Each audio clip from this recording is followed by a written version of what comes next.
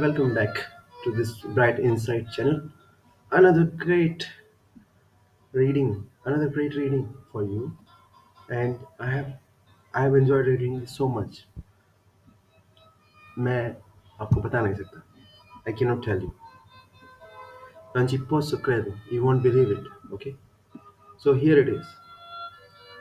Now here we have a description of games where there are varieties of participations and many participants know about the games, but they know as well the elements of chance, the elements of luck, and their own abilities in the game. So that makes it more interesting. Usually, we think of games or even competitive games as games of chance, like Ludo or gamblings, or even games of competition, like who will lift the more weights or who will do well in another game. But what we have here are some common elements in the game, which of somewhat related to business. Okay, so let's read what he has to say. So this is from Frank Heinemann Knights, the ethics of competition. All right. So in a system which is at the same time a want-satisfying mechanism and a competitive game, we seem to find three ethical ideals in conflict. The first is the principle already mentioned of distribution according to effort. The second is the principle of tools to those who can use them. This is a necessary condition of efficiency, but involves giving the best player the best hand, the fastest runner the benefit of the handicap, and thus flagrantly violates the third ideal, which is to maintain the conditions of fairness in the game. An attempt to formulate accurately the conditions of a fair and interesting game leads into difficult problems. The difference between play and work is subtle and remains obscure. After all the attempts of psychologists to do little with it. It is an old and ever fascinating dream that all work might be converted into play under the right conditions. Is it possible to convert all work into play? Can one follow this advice that do what you love? Don't do what you don't love. Just do what you love. Okay. Is it possible to make all work play? We know that almost any kind of work may become infused with the play spirit, as is more or less typically true of the creative arts, the higher professions to some extent, and notably business itself, as already observed. Yet definitions of play carry us little beyond the statement that it is enjoyable activity. It is usually defined as activity which constitutes its own end, is performed for its own sake. But this view will hardly stand examination. We cannot think of any human activity, however playful, which is entirely spontaneous and self-contained. Perhaps the random movements of a baby's hands and feet fit the description, but the games and recreative activities of an adult or a child look more or less beyond the mere bodily movements. They have an objective, if nothing more than to build a blockhouse to be immediately torn down, and on it they are dependent for their peculiar interest. Perhaps we can say that in play, the objective usually follows so closely upon the activity that the two are naturally of as a unit, or that the result occupies the attention so fully as to exclude the effort from consciousness altogether. While in work, they are contrasted, and the activity is presented to the mind as a means over against the end. At least, the feeling tone of play can often be imparted to work more or less voluntarily by fixing attention upon the objective, thus crowding the effort out of consciousness. The power to induce this shift of attention in other persons seems to be an important factor in leadership. We are here concerned rather with the special psychology of competitive games than with the general problem of play. which includes non-competitive social ceremonial as well as solitary random play and formal games played solitaire. A few general statements may be made with some confidence in regard to the differences between a good competitive game and a poor one. In the first place, there are three elements which affect the question of who is to win and thus contribute to the interest. These are ability to play, effort, and luck. It is also significant that the ability of play brought to the game on any particular occasion is, like all human activity, a compound of innate endowment and education, acquired from the previous expenditure of effort in play or practice, or perhaps in some closely related activity of either a recreative or a serious character. A good game must test the capacity of the players, and to do this it must compel them to exert effort. At the same time, it must involve more than a purely objective measure of capacity. Assuming maximum effort, the result must be unpredictable. If there is no element of luck in it, there is no game. There is no game in lifting weights.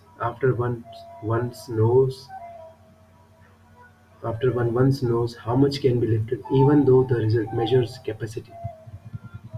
Where records are made, the interest centers in the unpredictable fluctuations in the powers of men or horses, etc., from one trial to another.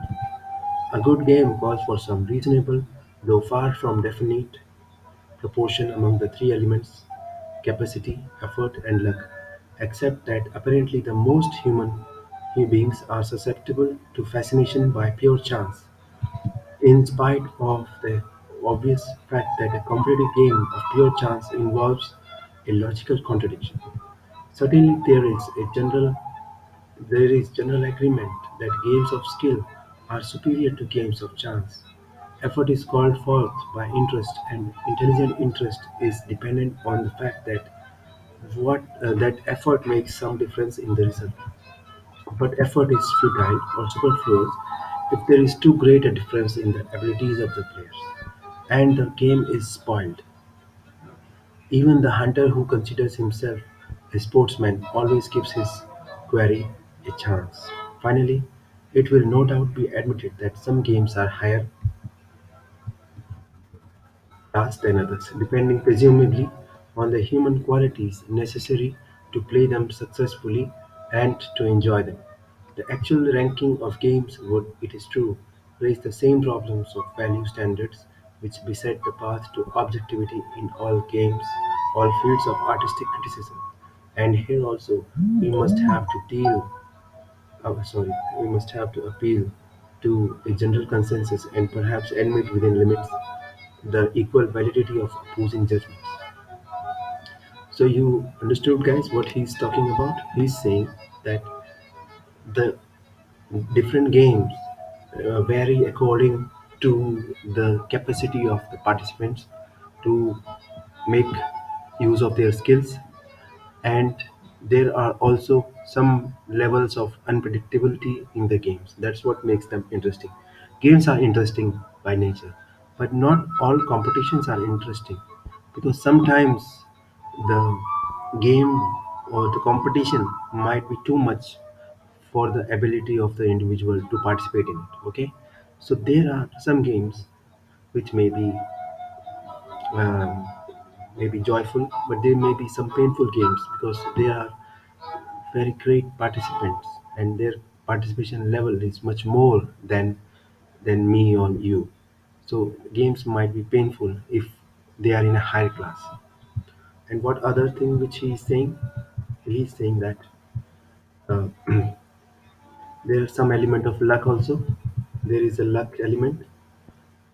Luck element means that another point is that some people enjoy games because they are brought up in such a manner that they appreciate or they have a confidence in themselves that they are playing a game. But not all people are like that. Many people do not have the ability to enjoy or to appreciate that they are part of a game. So this thing is also a difference. some element of effort which is limited by your capacity, but also there is an element of upbringing, how you are brought up. Okay, so this is quite interesting. For it was interesting for you.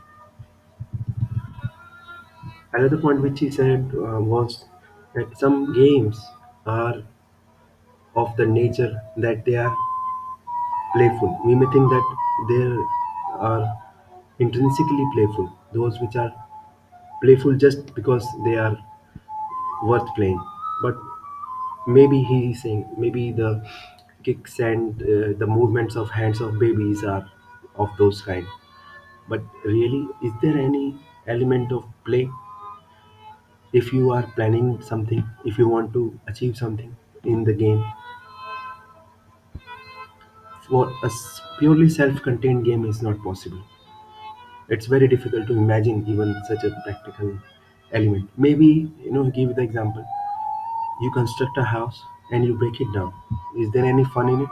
If you like it in that way, that may be a self-contained game, because in the end there is no output because your house has broken down.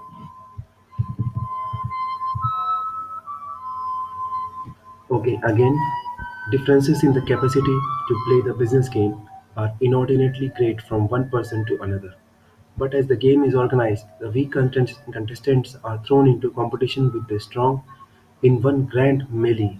There is no classification of the participants or distribution of handicaps, such as is always recognized to be necessary to sportsmanship, where unevenly matched contestants are to meet. In fact, the situation is worse still. There are handicaps, but as we as we have seen, they are distributed to the advantage of the strong rather than the weak. We must believe that business ability is to some extent hereditary, and social institutions add to inherited personal superiority the advantages of superior training, preferred conditions of entrance into the game, and even an advanced distribution of the prize money. The distribution of prizes diverges from the highest ideal of sportsmanship in another way. In a competition where the powers of the contestants are known to be unequal, but the inequalities are not well enough determined to permit the classification of the players or an equalization of chances by means of handicaps, it is possible to sustain interest by offering a larger number of prizes less unequal in value. This method brings about an automatic classification of the contestants by the progress of the game itself. But in the business game, the tendency is to multiply inequalities of performance in the inequality of distribution of the stakes. Let us suppose that we are organizing a foot race among 1,000 men taken at random from the general population. At one extreme, they might be all lined up on a mark and made to race for a single prize. At the other, the prize money might be distributed equally, irrespective of the results of the race. From the standpoint of sport, the one preceding would be as absurd as the other. If the critics of competition tend to make a fetish of equality, the system itself does undoubtedly go very far to the opposite extreme.